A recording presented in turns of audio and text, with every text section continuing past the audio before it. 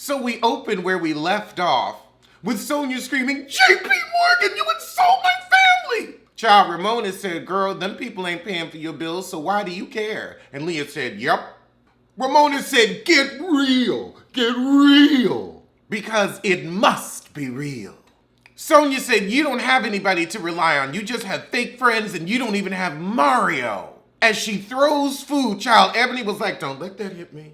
So Luann just can't take it anymore. She's like, look, this is reminding me way too much of my drinking days, and it also makes me want to hit that bottle.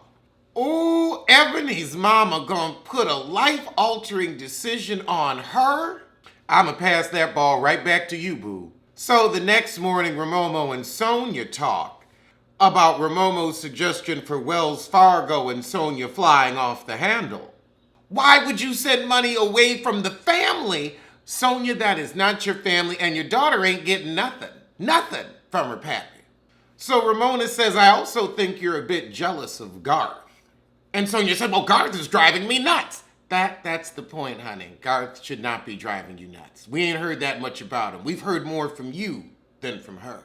So Sonia finally admits that she's in pain and her life's a bit empty, and maybe that's why she's acting a fool. Well, that and she's a drunk. So tonight we're having a breakfast at Tiffany's themed dinner. So Leanne and Ramona are having a private conversation, and then Leah comes in, and of course Ramona rudely shoos her out.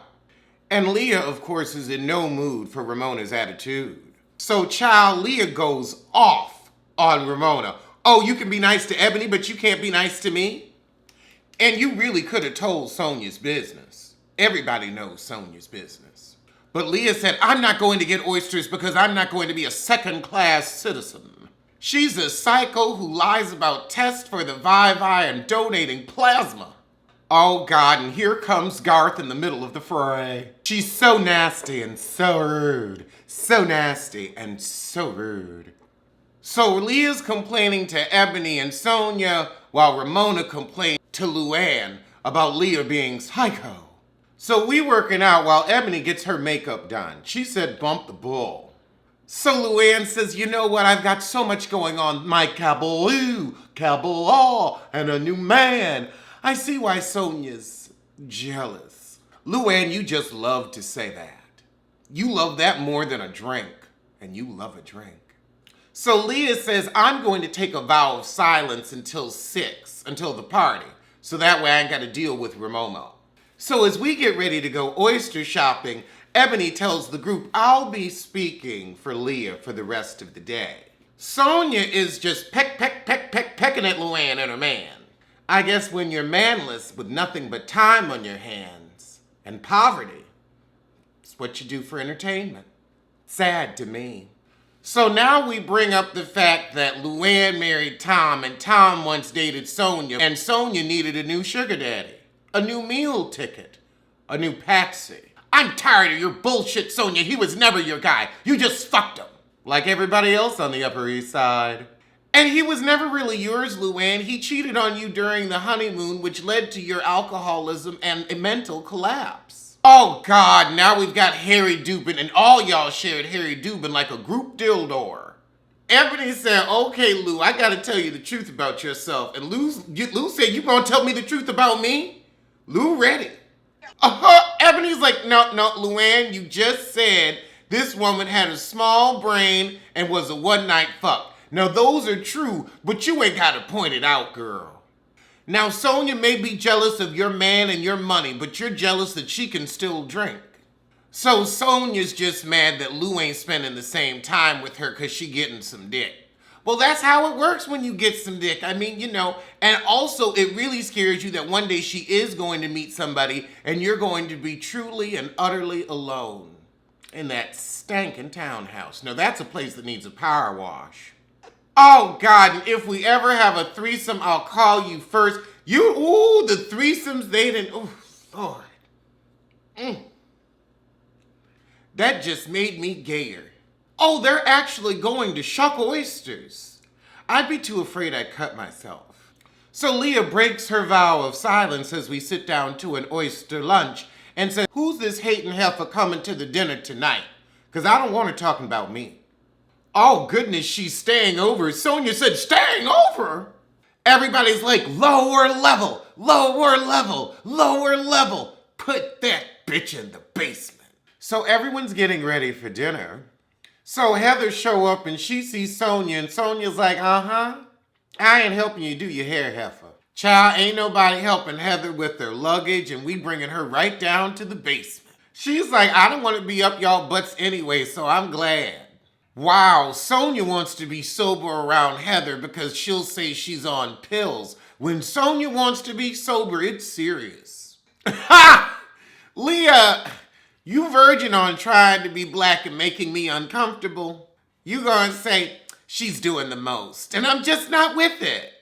Okay, yeah, she's fake, but the whole group is fake. So Luann brings up Leah's podcast to get the ball rolling. Meanwhile, Ebony just started her podcast.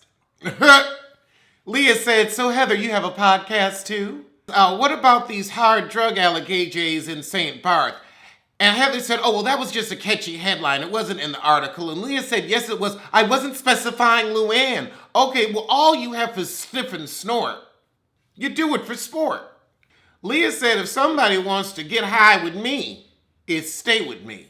If doing you is talking about people's very private things, how is that you?